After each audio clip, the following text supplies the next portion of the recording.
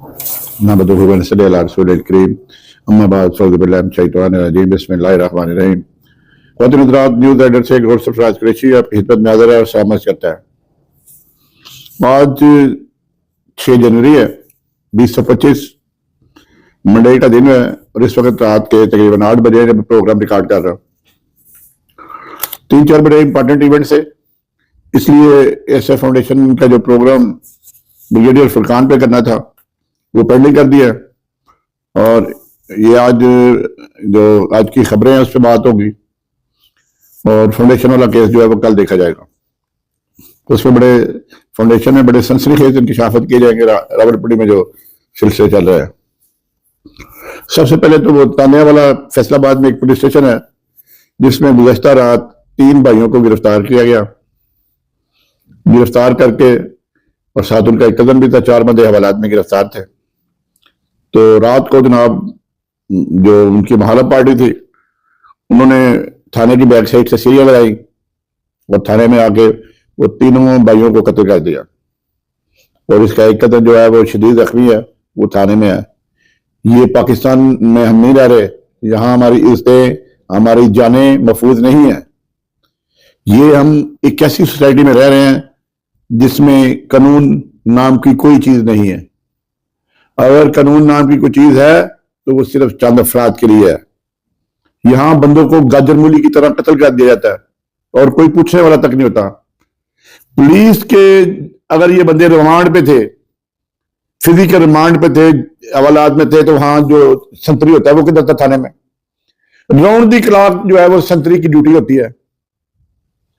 थाने वाले सारे थाने वाले मर गए थे, कोई बचाने के लिए नहीं आया। और जब ये फायरिंग हो रही थी तो पुलिस वालों ने दरवाजे बंद कर लिए जो वहां पुलिस वाले मौजूद थे। लानत ऐसी नौकरी पे भाई, ये आप लोग लोगों की जानो माल की मदद करते हो कि लोगों को मरवाने के लिए बैठे हुए। और वो कहते हैं गुंगलू से मिट्टी उतारने के लिए उसके इंक्वायरी का ऑर्डर कर दिया आईजी साहब ने। क्या इंक्वायरी से वो 3 बंदे वापस आ जाएंगे जिनकी जान गई है? क्या उन 3 बंदों की जान के बदले में आपने किसी के खिलाफ एक्शन लिया? CPO, RPO, SHO, DSP circle का उनको फौरी तौर पे बंद होना चाहिए था, सस्पेंड होकर उनको अंदर करते सबको। उतना बड़ा वाकया हो गया और ये किसी की गुरु नहीं लगी। इससे बड़ी दीदा दलेरी, इससे बड़ी कानून से खिलवाड़ और क्या हो सकता है? ये एक जुल्म की नई दास्तान रकम की गई है कि बंदे हवालात में आपके पास बंद है और बाहर से आके बंदे मार के चले गए और पुलिस वालों ने गोली नहीं चलाई। सदरी कहां गायब था? अभी आईजी साहब ने इंक्वायरी भिजवाई, लाहौर से डीआईजी ऑपरेशन को भिजवा दिया फैसल कामरान साहब। फैसल कामरान साहब क्या करेंगे? बंदे तो वापस नहीं आ सकते। जुल्म खुदा का इतनी बड़ी बर्बरियत हो गई है और किसी को निशानी इबरत भी नहीं बनाया गया। ये सिर्फ पुलिस इसीलिए है कि लोगों के घरों में चादर चादर कत्ल इस्तेमाल करे, लोगों की औरतों के साथ बदतमीजी करे, उन्हें हरासा करे। पुलिस का यही काम रह गया। और जी क्या जी आरपीओ ने सीपीओ से रिपोर्ट तलब कर दिया फैसलाबाद। बहुत बड़ी खबर है जी। अल्लाह हाफ़िज़। इस मुल्क हम जिस सोसाइटी में रह रहे हैं, जिस वहां ना किसी की इज्जत महफूज है ना किसी की जान महफूज है। बस जो कुछ ये निज़ाम तो चल रहा है ये तुक्के से निज़ाम चल रहा है और अल्लाह ताला इसका किस तरह ये रीग रहा है। अल्लाह ताला की मेहरबानी से अभी तक नाम रखा हुआ था इसका पाकिस्तान, जहां किसी की इज्जत महफूज नहीं, किसी की जान महफूज नहीं है, जो मर्जी करते जाओ। अब मैं आता हूं जी जस्टिस गुलशन औरंगजेब ने इस्लामाबाद हाईकोर्ट का जज है, उन्होंने बलगारी सेट पे जो तोशाखाना 3 बनाया हुआ था, लोग 2 कहते हैं, मैं 3 कहता हूं उसको, जिसमें यह था कि बलगारी सेट की को तोशाखाना में नहीं रखा गया था। तोशाखाना में रखे बगैर ही इसकी कीमत लगवा दी गई और कीमत पे कर दी गई और उसकी रसीद जमा करवा दी तोशाखाना में।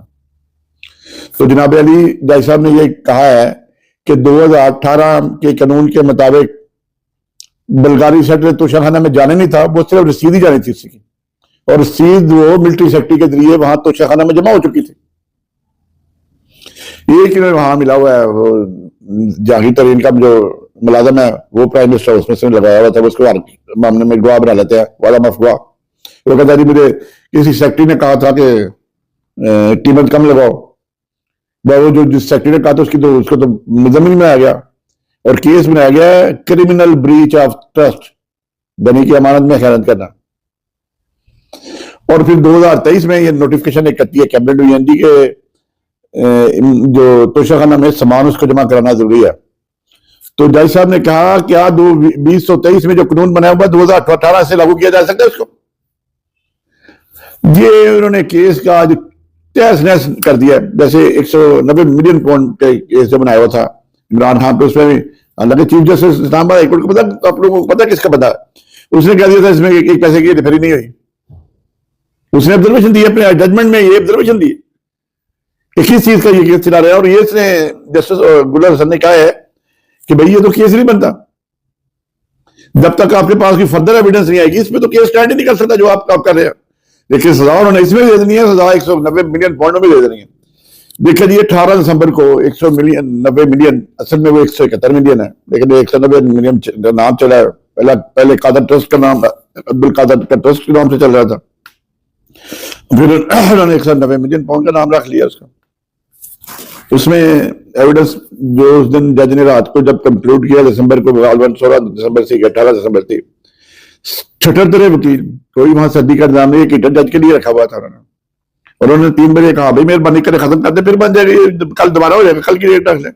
जज ने कहा जी मैंने आज ही करना है, आज ही मैंने इसको कंक्लूड करना है केस का। और जनाब उसके बाद डेट पड़ी और मालिक साहब ने आके वो ट्वीट कर दी कि फैसले निकाल हो रहा, बल्कि वो 3-4 दिन पहले बता दिया कि इस केस का फैसला नहीं होना। अब डेट आज 6 जनवरी की पड़ी थी, 4 जनवरी को टीवी पे सबने आके बता दिया जी जो प्रॉक्सी हैं, जिनके प्रॉक्सी हैं आपको भी पता है, उन्होंने ट्विटर कर दी नहीं फैसला नहीं होना कोई भी। तो फैसला आज वही हुआ, जज साहब छुट्टी चले गए, फैसला नहीं हुआ। ये इमरान खान ने आज कहा है कि ये फैसला करो, मुझे सजा दो और अपना मुंह दुनिया में अपना मुंह काला करवाओ, दे सजा। क्योंकि जजों ने तो सत्तू पिए हुए हैं, जो अपर जुडिशरी है उससे ज्यादा उन्होंने परवाह नहीं है किसी, जो जज है एडमिनिस्ट्रेटिव जज है, जो ये FIA का जो जज है वो लुक आफ्टर नहीं कर रहा, क्या तमाशा लगा हुआ है। जुडिशरी का बेड़ा गर्क कर दिया गया है, जुडिशरी किसी खाते में नहीं रही, जुडिशरी बदनाम हो चुकी है। अब आप फैसला करके इमरान खान को सजा भी दे लोगे तो उस फैसले की क्या भुगत रहेगी, जबकि 2 दफा डेटे चेंज कर रहे हैं। और डेट चेंज की मतलब जज नहीं बता रहा, टीवी एंकर आकर बता रहे हैं डेट पर फैसला नहीं होगा। क्या पता रहेगा जुडिशरी के, कुछ चीज रह गई है जुडिशरी के भले। और इन्होंने इस सिस्टम ने सुप्रीम कोर्ट तक हाथ बांध दिया, ये 26वीं आईनी तरमीम के जरिए। अब ये चाहते ये हैं कि जनाब ये फैसला उस वक्त हो जब हाईकोर्ट में 4 जज नए आ जाए अपने बनाए हुए, और फिर उनके पास अपील लगे और वो इमरान खान की अपील रिजेक्ट कर दें। कहानी सिर्फ इतनी सी है और तो कोई इनको है नहीं है। तो ये है कि अपील जाएगी मौजूदा जजेस के पास, तो इसमें मियां जो चीफ जस्टिस है इस्लामाबाद हाई कोर्ट के, उसके अलावा तो सारे बंदे आजादमंद जज है। तो जनाब ये सूरत हाल है, ये जुडिशरी का हाल है कि अब ये क्या तमाशा, सारी दुनिया देख रही है तमाशे को, क्योंकि 100 मिलियन पाउंड पे इंटरनेशनल मीडिया की भी नजर है, वो भी इसको मॉनिटर कर रहे हैं। और क्या रहेगा जुडिशरी के बल्ले में, कोई इस पे एक्शन नहीं ले रहा, कोई एडमिनिस्ट्रेटिव जज बात नहीं कर रहा। अब आ जाए मजाकरात, हुकूमत और अपोजिशन के मजाकरात जो हो रहे हैं वो तो बिल्कुल डोंग है। हुकूमत के पल्ले कुछ नहीं है, फॉर्म 47 की गवर्नमेंट उसके पल्ले कुछ नहीं है, इन्होंने क्या मजाकरात करने हैं।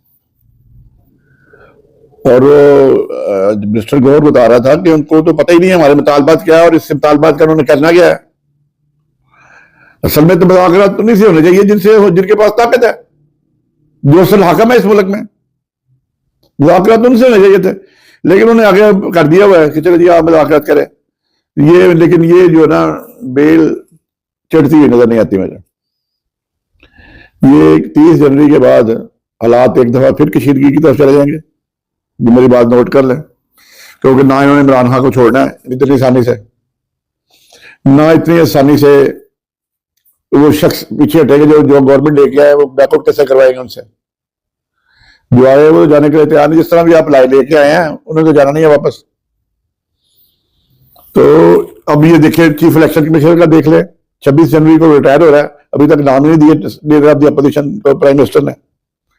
कि कंसल्टेशन के लिए हो, क्योंकि आइन में तरमीम कर दिया कि जब तक न्याय नहीं लगेगा यही चलते रहेंगे, ये शहजादा चलता रहेगा, इसने हमारी जान नहीं छोड़नी, इसने इलेक्शन में तबाह बर्बाद कर दिया इस कौम के मैंडेट को, इसके पूछने वाले को नहीं है। तो ये जरूरी खबर थी ख्वातीन हज़रात। इंशाअल्लाह नेक्स्ट जो है वो ASF फाउंडेशन के अलावा ASF इन्होंने सिक्योरिटी बनाई हुई है, जिसका इंचार्ज उन्होंने ब्रिगेडियर फहीम साहब जो रिटायर्ड होकर इधर आए हुए हैं उनको बनाया हुआ है।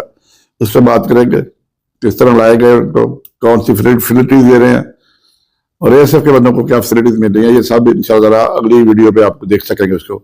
इस वक्त आप इजाजत दें, दुआ में याद रखेंगे, दोनों का ख्याल रखें। अस्सलाम वालेकुम व रहमतुल्लाहि व बरकातुहू।